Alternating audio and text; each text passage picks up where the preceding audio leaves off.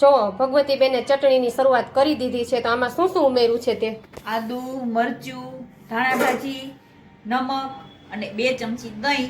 અને હવે આપણે ખાંડ ઉમેરીએ છીએ કે ખાંડ આપણે છે ને થોડીક જાજી નખાય એટલે છે ને ખટ મીઠી થાય ને ચટણી તો બહુ મસ્ત થાય, મજા આવે.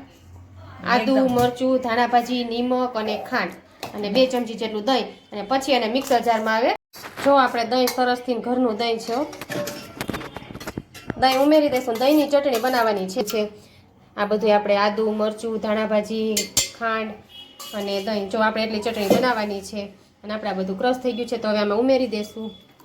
નિમક ભૂલતા નહીં, કા નમક. ત્યાર પછી આમાં છે ને આપણે બ્લેન્ડર થોડું ઘણું, બહુ ન મરાય નકર છાશ જેવું થઈ જાય, થોડું ઘણું બ્લેન્ડર ક્રશ કરી દો ને એટલે સરસથી જો બની જાય આપણી આ ચટણી તૈયાર.